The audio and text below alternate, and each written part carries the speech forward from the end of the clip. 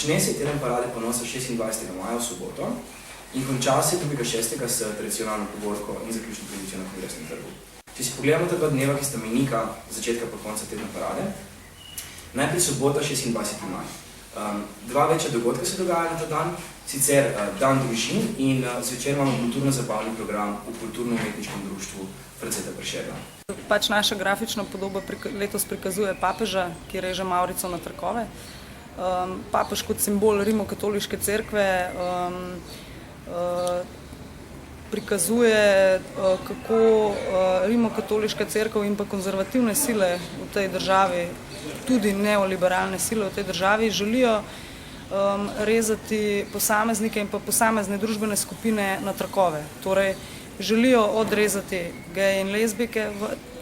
Letos se je izkazalo, da je v tej fazi smo bili na vrsti geje in lezbike. V naslednji fazi se sprašujemo, kdo bo naslednji na vrsti. To je sobota 2. junija in bo zaključek tedne parade ponosa.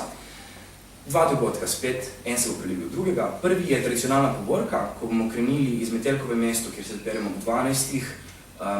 Bomo šli po Masarikovi cesti, Pol Miklošičevi, Prešernov trg, Mestni hiši, pozdravili zastavo, po Stari Ljubljani čez most nazaj na Kongresni trg, ki bo zaključna prireditev. Predvsem pričakujte raznolikost ljudi. Povabili smo zelo raznolike ljudi, od njihove spolne usmerjenosti raznolike, verskega prepričanja, politične filiacije. Skupno tem ljudem je glih to prepričanje, da lahko skupno sobivajo v istem področju, čeprav so raznoliki.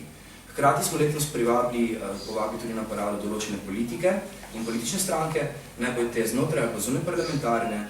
Predvsem smo se osredotočili na ljudi, ki so skozi svojo javno akcijo pripomogli k strpnejši družbi, k zagovarjanju družinskega zakonika, k zagovarjanju oziroma k nasprotovanju sovražnega govora in širjenju stereotipov. Zdaj parade v tujini, pa tudi pri nas v prejšnjih letih običajno spremljajo kakšne bolj ekstremne skupine. Kako bo poskrbljeno za varnost samih udeležencev parade?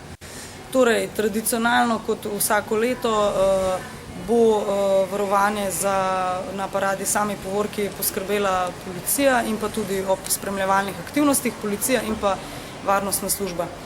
Tako da jim v tem popolnoma zaupamo in mislimo, da ne bo v tem smislu nobenih problemov.